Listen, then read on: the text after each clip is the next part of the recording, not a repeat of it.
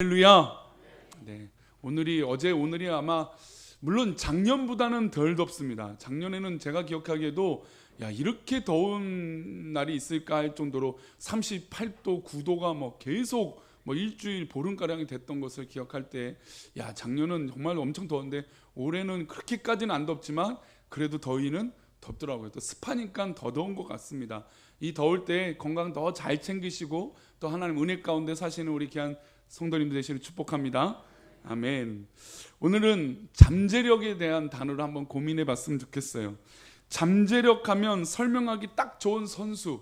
저는 이제 스포츠의 모든 걸 좋아하기 때문에 특별히 야구를 보는 것도 참 좋아합니다. 하는 것도 좋아하지만 야구 선수 중에 이 잠재력 하면 떠오르는 딱 한 선수가 있습니다. 어떤 선수냐면 바로 LG에서 지금은 키움이라고 하는 이 야구단에 있지만 넥센으로 이적을 했던 박병호라고 하는 선수입니다. 이 박병호라고 하는 선수는 원래 그 LG라고 하는 팀에 있을 때는 늘 2군, 그래서 2군에서 늘 홈런 왕이었어요. 근데 1군에 올라오면 그 성적이 그렇게 좋지 못했습니다. 그래서 그가 수년 동안 야구 생활을, 선수 생활을 했지만 1군에선 변변치 못한 성적을 얻다가 이런 최저 연봉을 받았죠. 그런 선수와 넥센으로 이 팀을 이적하고 나서 이 선수가 완전히 뒤바뀐 삶이 되기 시작합니다. 이 박병호라는 선수가 2011년 가을에 넥센으로 팀을 옮기고 나서 그 다음 해인 2012년부터 1군에서 뛰기 시작하는데 1군에서 홈런을 그해 30개 이상 치게 됩니다. 그리고 12년에 최고 선수상을 받게 됩니다. 그 이후에 이 선수가 매년 홈런을 몇 개씩 치냐면 보통 야구 선수가 20개 정도 치면 진짜 많이 친다고 생각하거든요. 근데 이 선수가 그 다음 해부터 50개씩 이상을 치게 됩니다. 수년 동안 2군에서 실력 발휘가 되지 못해서 1군에 올라와서 실력 발휘가 못해서 계속 최저 연봉만 받던 그 선수가 팀을 옮기고 나서 한국을 대표하는 선수로 되었다는 것입니다. 이 선수의 연봉의 변화만 봐도 6년을 넘게 홈런을 치면서 연봉이 어떻게 되느냐, 자그마치 2016년 미국도 갔다 왔습니다. 미국을 갈 때 5년 계약을 했는데 그 당시 총 연봉 계약이 3천만 불이었습니다. 달러이니까 지금 계산하면 약 400억 되는 돈이었어요. 그러니까 5년 동안 한 80억, 연봉으로 따지면 7, 80억의 연봉을 받고 미국으로 가는 한국의 대표적인 선수가 되었습니다. 물론 부진했어요. 미국에 가서 부진해서 다시 빨리 한국에 돌아오긴 했지만 지금도 한국의 대표한 강타자, 홈런 타자 하면 바로 박병호 선수라고 이야기할 수 있습니다. 이 선수가 이렇게 폭발력 있는, 잠재력을 폭발시킬 수 있는 어떤 그런 배경이 무엇이었느냐, 바로 단 하나의 변화밖에 없었다는 것이죠. 무엇이었습니까? 팀을 옮기는 것밖에 없었습니다. 팀을 옮겼는데 이 선수가 잠재력이 폭발해서 엄청난 성과를 이루는 선수로 되어졌다는 것이죠.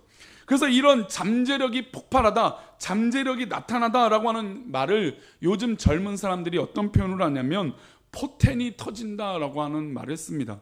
혹시 우리 어른들 이런 말을 들어보셨습니까? 포텐 터졌다, 포텐이 터진다, 이런 말이 있습니다. 근데 이 표현은 이 잠재력이라고 하는 이 포텐셜이라고 하는 단어의 뒷글자를 빼고 포텐이라고 하는 단어와 이제 터진다라고 하는 우리 한국적인 스러운 표현을 합쳐서 합성어로 포텐 터졌다라고 합니다. 어떤 일을 잘 못하다가 갑자기 잘하는 경우, 운동을 잘 못하다가 갑자기 운동을 잘하는 경우, 일이 잘 안 되다가 갑자기 어떤 능력을 발휘해서 일이 잘 되는 경우 포텐이 터진다라고 하는 이 젊은 표현들, 아니면 우리 어른들이 잘 알고 있는 잠재력이 나타나기 시작한다, 발휘되기 시작한다라고 이야기합니다. 성경에서 이런 잠재력을 갖고 있다가 어느 순간에 이 잠재력이 확 폭발하는 경우가 있습니다. 오늘 읽었던 본문의 주인공이자 또 아동부나 또 유치부나 유초동부에서 가장 많이 설교하는 주제인 바로 삭개오입니다. 오늘 본문의 누가복음 19장을 보면 전혀 다른 사람처럼 느껴지는 완전히 잠재력을 폭발하는 모습이 우리 누가복음 19장 8절에 나오고 있습니다.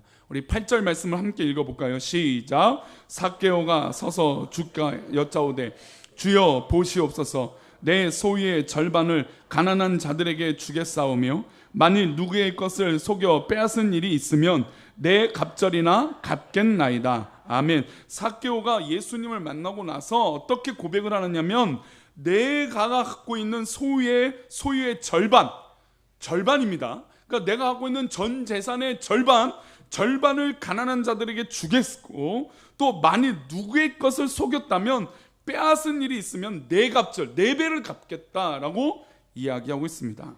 자신이 모았던 재산 중 절반을 가난한 사람들에게 주고 속여서 빼앗은 일은 4배나 갚는다고 이야기하는 것입니다. 아니, 너무나 놀랍지 않습니까? 사람들이 손가락질하고 비난했던 이 세리가 극적인 잠재력을 나타내고 있는 것이죠. 아무리 은혜를 받았다고 지금 예수님을 만났다고 하지만 이렇게 하기가 쉬울까요? 전 재산을 어떻게 보면 다 탕진할 수도 있는 일입니다. 절반을 가난한 사람에게 주는 건 두 번째 치고 4배를 갚아버리면 어떻게 될까요? 우리가 상식적으로 알고 있는 편견을 갖고 있는, 제가 이 편견에 대해서는 나중에 이 삭개오에 대한 다른 측면을 한번 설교할 교회가 있겠지만, 오늘 그냥 단순히 우리가 익숙하게 유초동부 때부터 알고 있었던 이 삭개오는 뭐가 제일 좋았던 사람입니까? 돈이 좋았던 사람입니다. 그래서 세리가 됐던 것이죠. 그 돈을 모으기 위해서 부자가 되었습니다. 그런 사람이 절반을 떼어주는 건 그럴 수도 있다 치는데, 자기가 혹시나 빼앗거나 나쁜 일로 돈을 모은 게 있다면 그 사람에게 4배를 갚겠다고 이야기하고 있습니다. 어떻게 모은 돈입니까? 매국노라고 하는 이야기를 듣고 로마의 앞잡이라고 하는 이야기도 들었을 것입니다. 수많은 사람들이 지나갈 때마다 컴플렉스인 키도 들먹거리면서 아유, 저 키 작은 세리장 로마의 앞잡이라고 하는 손가락질을 받았을 것입니다. 그렇게 모은 돈이 바로 이 삭개오의 돈이었습니다. 근데 그 돈을 갑자기 절반을 띄어서 주겠고 4배를 나눠주겠다라는 것입니다. 말 그대로 놀라운 고백인 것이죠. 어떻게 이 삭개오가 이런 변화가 일어나고 이런 잠재력이 폭발할 수 있는 이유가 무엇일까요?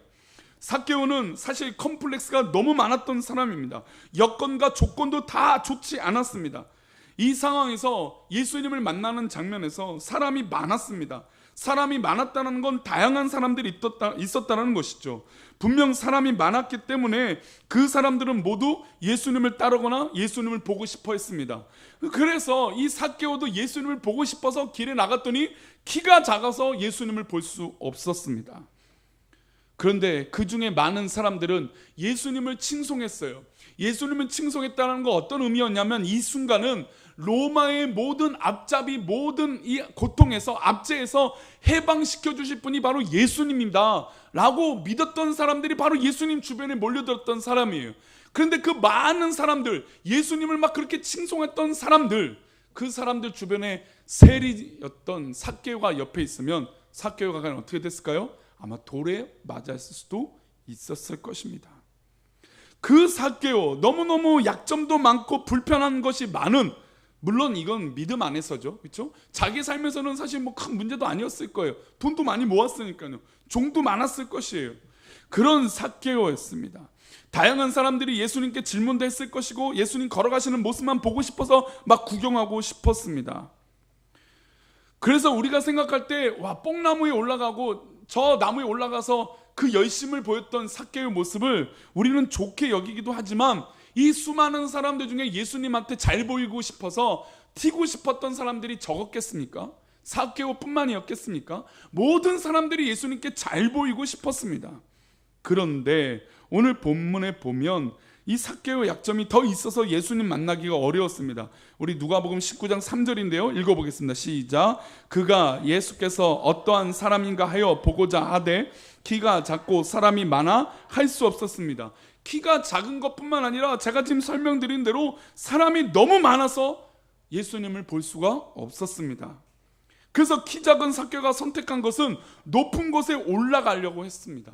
근데 죄송합니다. 키가 작은 거에 대해서 스스로 여기 앉아 계신 분이 아유 나는 키가 작어. 그래서 이 설교 시간에 자꾸 키가 작은 것만 꽂히는 분이 있을 수도 있어요. 그렇게 꽂히지 마십시오. 지금 웃자고 하는 얘기입니다. 네, 이게 꼭 설교 들으면 단어가 꽂히는 날이 있어요. 그러니까 오늘 본문은 키가 작은 게 어쨌든 삭개오에겐 중요한 핵심 키워드예요. 그래서 키가 작다 보니까 나무 위에 올라가고자 했습니다. 그런데 키가 작은 삭개오가 나무 위에 올라가기가 쉬울까요? 어렵죠, 당연히. 물론 뭐 운동을 많이 하고 뭐 TV에서 나오는 누군가요? 뭐 정글 다니는 그 코미디언처럼 뭐 그런 뭐 날쌘 체격을 갖고 있고 뭐 운동이 되어 있으면 올라가긴 쉽겠지만 이 나무에 올라가는 게 생각보다 쉽지 않습니다. 훈련되지 않으면 안 된다는 것이죠. 예수님 보기 위해서 나무에 올라가기로 결정하고 실제로 나무에 올라갔습니다. 그러면 예수님을 직접 가까이 보기 위해서는 사람들 사이에 그 사람들이 많으니까 비좁은 그 사람들을 해치고 나가서 예수님 곁으로 가는 게 더 잘 보일까요? 나무 위에 올라가는 게 더 잘 보일까요? 죄송하지만 나무 위에 올라가는 것보다 사람들을 해치고 들어가서 예수님 가까이 가는 게 예수님을 더 잘 볼 수 있습니다. 그러나 이 사람들 많은 것을 해치고 들어갈 수 있는 자신감이 이 삭개오에겐 없었다라는 것이죠. 왜냐하면 자신이 세리였기 때문이에요. 사람들이 손가락질하는 그런 세리였기 때문이에요. 그래서 나무 위에 올라가게 됩니다. 나무에 올라가면 예수님 보긴 볼 수 있어요. 그러나 예수님을 가까이 볼 수 있습니까? 없습니까? 사실 예수님은 가까이 볼 수 없었습니다. 그런데 이런 삭개오가 지금 이 본문에서 주인공이 된 것입니다. 모든 사람들이 무시했던 키 작은 삭개오, 컴플렉스가 많았던 이 삭개오를 지금 예수님이 만나시는 것이죠. 그 삭개오의 잠재력이 이제 나타나게 됩니다. 왜 그랬을까요? 바로 예수님을 만났기 때문입니다. 누가복음 19장을 보면 보통 삭개오가 주인공이니까 이 본문을 주어 자체를 삭개오로 두고 해석을 하는데 그 해석도 물론 맞습니다. 우리 적용할 때는 분명히 그 측면도 맞겠지만 이 본문의 주인공은 누구입니까? 바로 예수님입니다. 그래서 이 주어 자체를 삭개오로 보고 해석하는 것보다 누구를 두고 해석하면 더 해석이 잘 될까요? 예수님이라고 하는 주어를 가지고 해석을 하면 이 본문의 핵심들이 더 잘 보일 수 있습니다. 잘 보시면 예수님의 시선에서 한번 살펴보겠습니다. 1절 말씀 보겠습니다. 1절 말씀 함께 읽겠습니다. 시작. 예수께서 여리고로 들어가 지나가시더라. 잘 보시면 여리고는 예루살렘에 가는 길에 꼭 그 길을 들려야만 했습니다. 요단강을 건너게 되면, 요단강을 지나가게 되면 꼭 여리고를 지나서 가게 되어 있어요. 그런데 이 본문에 보면 여리고를 그냥 지나가는 것이 아니라 예수님이 어떻게 하셨습니까? 들어가서 지나가셨다는 거죠. 그러니까 성경은 지금 예수님의 동선에 대해서 이야기하고 있는 것입니다. 예수님이 그냥 예루살렘에 가셔도 되는데 지금 이 시점에서는 여리고를 들어가서 지나가셨다는 거죠. 어떻게 들어갔는지 나와 있지는 않지만 분명히 이 여리고를 훑어보셨는지 아니면 뭐 성문 안에 들어가셨는지 어떤 상황은 정확히 나와 있지는 않지만 분명히 들어가 지나가셨다는 것입니다. 그리고 이 삭개오를 만나시는 장면에서 중요한 단어가 또 나옵니다. 우리 누가복음 19장 5절인데요. 우리 5절 말씀 읽어보겠습니다. 시작. 예수께서 쳐다보시고 이르시되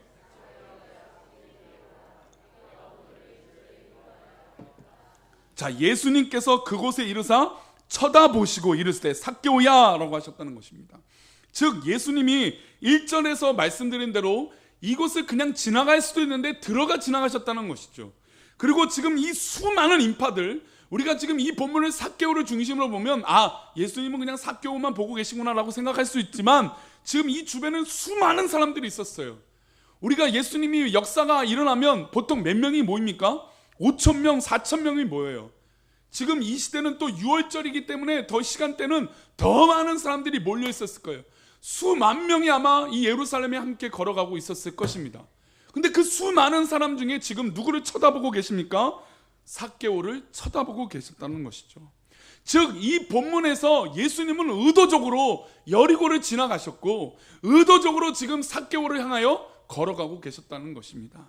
그리고 의도적으로 그 수많은 인파 중에 예수님 나 좀 봐주세요라고 하는 이 사모함을 날리고 있는 모든 인파들 중에 삭개오를 오히려 지목하고 쳐다보셨다는 것입니다. 그런데 이 쳐다보셨다라고 하는 이 단어를 그냥 우리 한국말 한국 단어로 해석하면 보셨다라고 이해되지만 원어로 보시면 아나블레포라고 하는 단어입니다. 그러니까 블레포는 보다라고 하는 이 헬라어 단어인데 아나라고 하는 것은 지명해서 보았다라는 거예요. 그 사람을 직접적으로 보기 위해서 갔다라고 하는 뜻을 담고 있습니다. 그래서 성경에는 의외로 이 아나블레포라고 하는 단어가 많이 나와 있지 않아요. 어쩔 때 나오냐면 보통 예수님께서 기적을 베푸실 때 이 아나블레포라고 하는 단어가 나옵니다. 대표적으로 어디에 나오냐면 누가복음 9장 16절인데요. 우리 9장 16절 읽어보겠습니다. 시작. 예수께서 떡 5개와 물고기 2마리를 가지사 하늘을 우러러 축사하시고 떼어 제자들에게 주어 물에게 나누어 주게 하시니. 지금 여기에 보시면 오병이어라고 하는 기적을 베푸시는데 아나블레포, 즉 쳐다보시다라고 하는 단어가 어디에 나오냐면 하늘을 우러러 보시다. 이 단어 하늘을 우러러 보시다, 우러러 보다라고 하는 뜻이 바로 아나블레포예요. 그러니까 이 5천 명을 먹이는 놀라운 기적을 베푸시기 위하여 하늘을 보시고 기도하시려고 하실 때 하나님께서, 예수님께서 이 단어로 이 상황을 설명하셨다는 것이죠. 특별한 선택이라고 하는 단어입니다. 그래서 이 하늘을 우러러 보시자 5천 명이 다 먹고도 12광주리가 남게 되었다는 것이죠. 그래서 이 단어를 단순히 쳐다본다, 이 본다라고 하는 단어로 해석하기에는 너무 큰 단어가 담겨 있는 것입니다. 그런데 단순히 이 본대라고 하는, 이 본다, 보다라고 하는 단어를 우리 성도님들이 생각보다 가볍게 여겨서는 안 돼요. 우리 인간이 보는 것과 예수님이 보는 것은 너무너무 많은 차이가 있다라는 것입니다. 그리고 제 경험에 보면, 물론 지금 제 경험을 살짝 말씀드리지만 뭐 좋은 경험은 아니지만 잘못 보면 큰일 납니다. 우리 남자분들 한번 따라해 보실래요? 잘못 보면 큰일 난다. 우리 여성분들도 한번 따라하실까요? 잘못 보면 큰일 난다. 왜 큰일 나면 제가 한 그 얘가 있어요. 제가 이제 그 동강교회에서 사임을 할 때쯤 이제 담임 목사님께, 동강교회 담임 목사님께 이제 얼마 보면 사임할 겁니다. 그래서 어느 날짜에 그만 사임하겠습니다. 이제 말씀을 드리고 이제 해림교회 오기 전에 한 3주, 한 달 정도 남은 시간이었습니다. 이제 그때는 이제 이게 사임을 한 날짜는 아니고 아직 교회 사역하고 있었는데, 그래서 그 쉬는 시간에 이제 중국에 가서 우리 주영강 선교사님을 좀 봐야겠다. 그 짧은 시간에 좀 봐서 우리 다음 사역도 준비하고 좀 일해야겠다라고 마음을 먹게 되었습니다. 그리고 이제 당연히 이제 중국 가니까 선물을 가지고 가야겠죠. 선물을 준비해서 과자나 먹고 싶었던 뭐 라면이나 뭐 이런 것들을 준비해서 가려고 계획해서 아내랑 마트를 갔습니다. 그 아내랑 마트를 다 보고 거의 이제 계산이 끝날 때쯤 됐어요. 근데 마침 중국에서 연락이 와서 뭐가 뭐 필요하고 있고 뭐가 어떤 상황이라고 하는 연락을 전화를 통해서 막 하고 또 문자를 보내고 카톡을 막 열심히 보내고 있었습니다. 그래서 보내고 막 휴대폰을 보고 있는데 제 앞에 제 아내가 지나가는 거예요. 그래서 그 아내를 보고서 계속 휴대폰을 보고 쫓아갔어요.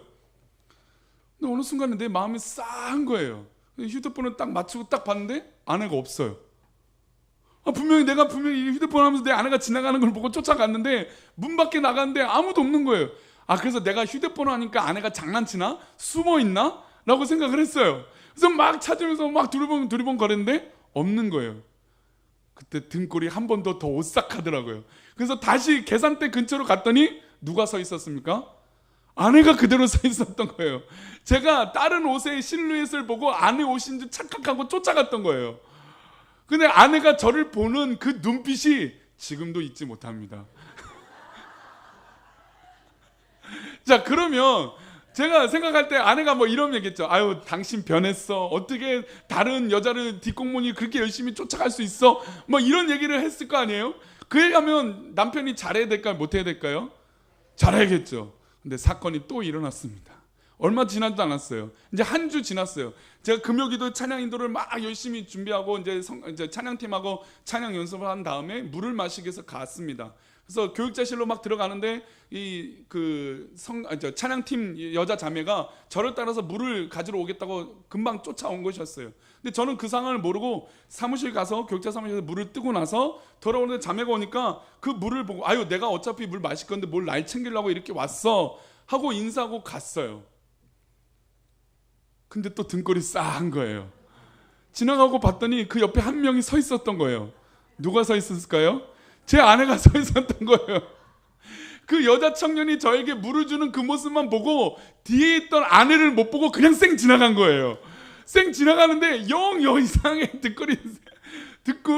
등골이 오싹해서 딱 뒤를 봤더니 아내가 일주일 전에 그 눈빛으로 나를 못 보고 어떻게 지나갈 수 있느냐, 어떻게 자매만 쳐다보고 그렇게 밝은, 세상 밝은 모습으로 그렇게 할 수 있느냐라고 저를 보고 있었습니다. 야, 이렇게 보는 게 중요하구나, 그런 생각을 잠시 하게 됐어요.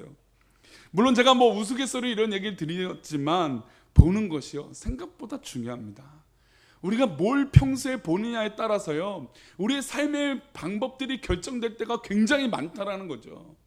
우리 남자분들에게, 여자분들에게, 여성분들에게 지금 말씀드린 대로 보는 것을 조심하라고 말씀드린 건 내가 평소에 보는 것대로 행동할 때가 너무나 많다라는 것이죠. 그런데 예수님이 지금 이 삭개오를 쳐다보신다 단순히 보신 것일까요? 그렇지 않다라는 것이죠. 의미와 역사와 기적을 다 담고 지금 삭개오를 보고 계신다는 것입니다. 이 삭개오를 예수님이 보고 계시는 것처럼 이 예배 시간에 지금 누구를 보고 계신가요? 우리 꿈꾸는 교회를 우리 주님께서 보고 계시고 우리 성도들을 보고 계시고 지금 나를 보고 계시는 줄 믿습니다. 이게 주님께서 보고 계시는 아나블레포예요. 우리에게 축복 주시고 복 주시고자 지금 우리를 보고 계고 지켜보고 계신다는 것이죠. 그런데 우리는 누구를 보고 있습니까? 다른 것을 보고 있다는 것이에요. 다른 것에 빠져서 다른 것만 쳐다보고 있으니 주님이 아무리 우리에게 애정을 표현하시고 사랑을 베풀려고 하시더라도 우리가 보지 않으니 예수님과 만남이 있을 수가 없다라는 것입니다. 예수님은 사역 중에 이 삭개오를 만나시려고 계획하셨던 것입니다. 그래서 의도적으로 여리고로 들어가셨던 것이고 의도적으로 이 여리고에서 삭개오를 만나서 그 삭개오를 변화시키고자 하셨다는 것입니다. 그래서 삭개오가 예수님을 만나니까 포텐이 터지고 잠재력이 터진 것이에요. 잠재력이 폭발한 거죠. 그 전까지는 그렇게 해보려고 해본 적도 없지만 그렇게 행동도 안 했던 이 삭개오가 예수님을 딱 만나고 변화가 되니까 내 재산의 절반을 주고 내가 혹시나 괴롭히거나 잘못된 것이 있으면 4배를 갚겠다고 했습니다. 아니 보통 잘못되면 그냥 그대로 변상하거나 2배 정도 변상하면 잘하는 거 아니겠습니까? 아니 2배나 변상하면 진짜 잘하는 사람이죠. 그런데 삭개오는 지금 4배를 갚겠다라는 것입니다. 아니 내 재산이 아무것도 없어도 괜찮다라고 얘기하고 있는 것이죠. 지금 누구를 만났기 때문입니까? 예수님을 만났기 때문이에요. 예수님을 만나니까 이 삭개오가 그렇게 변화가 된 것입니다. 그런데 예수님은 각오하셨어요. 어떤 각오를 했냐면 사람들이 수군거린 것도 각오하셨다는 겁니다. 우리 누가복음 19장 17절 말씀인데요. 우리 함께 읽어보겠습니다. 시작. 뭇 사람이 보고 수군거려 이르되 저가 죄인의 집에 유하려 들어갔도다 하더라. 지금 보시면 사람들이 수군거려요. 왜 수군거리냐면 어떻게 예수님이 이 저 죄인과 함께 할 수 있느냐 이것입니다. 그래서 사람들이 막 비난하고 수군거리는 소리가 막 들려왔어요. 그런데도 예수님은 지금 누구를 만나시는 것입니까? 삭개오를 만나신다는 거예요. 그러니 내 상황과 여건과 조건과 내가 뭔가 필요하고 고민하고 있는 것은 아무것도 아니라는 것이에요. 이 시간 오직 예수님만 바라보시기를 축복합니다. 오직 주님만 바라보면 주님이 우리를 만나신 것뿐만 아니라 우리를 변화시켜 주셔서 우리가 갖고 있던 모든 기도의 제목 가운데 잠재력이 폭발될 줄 믿습니다. 혹시 내가 못하고 주저앉고 있다면 하나님께서 역사해 주셔서 할 수 있도록 변화시켜 주실 줄 믿습니다. 이게 바로 주님을 만난 사람의 변화라는 것이죠. 주님을 만난 사람들의 잠재력이 나타나는 현실이라는 것입니다. 그래서 주님은 오신 이유가 있어요. 우리 누가복음 19장 10절 말씀인데요. 우리 함께 읽겠습니다. 시작. 인자가 온 것은 잃어버린 자를 찾아 구원하려 함이니라. 할렐루야. 예수님이 오신 이유 자체가 이 삭개오의 이야기의 결론은 잃어버린 자를 찾기 위함이라는 것입니다. 그러면 잃어버린 자는 과연 누구입니까? 옆 사람일까요? 우리 주변일까요? 아닙니다. 바로 나입니다. 나. 우리 주님은 그 수많은 사람 중에 나를 만나시기 원하신다는 것이죠. 그리고 수많은 교회 중에 어떤 교회를 선택하십니까? 바로 우리 교회를 택하여 주신 줄 믿습니다. 이게 바로 잃어버린 자를 찾아 구원하시기 위하여 이 땅에 오신 예수님의 목적이었다는 것입니다. 우리의 잠재력을 깨우고 우리의 모든 고민들을 깨우고 우리의 기도 제목을 응답하시기 위해 이 땅에 오신 줄 믿습니다. 그러니 우리 사랑하는 성도님들, 삭개오가 예수님을 만나서 그렇게 극적으로 변화를 가졌던 것처럼 우리 삶 가운데, 우리 일주일 삶 가운데, 우리 꿈꾸는 게 여정 가운데 예수님이 살아 역사하셔서 우리를 만나시기를 축복합니다. 그러면 그때부터 그 문제는 우리 것이 아니라 오직 주님께서 해결해 주시는 문제가 될 줄 믿습니다. 그런 은혜를 받는 우리 사랑하는 성도님 되시기를 축복합니다. 이 시간 오늘 다 같이 일어나셔서 오늘 제가 축도하고 기도하고 축도하고 예배를 마치도록 하겠습니다. 오늘 재직회가 있습니다. 우리 혹시 평소에 교회에 대해서 혹시나 또 그런 마음이 있으시더라도 그래도 우리 재직회 참여하셔서 우리 교회를 사랑하는 마음으로 함께 동참해 주셨습니다. 좋겠습니다. 제가 짧게 기도하고 축도하고 예배를 마치겠습니다. 참 좋으신 아버지 하나님,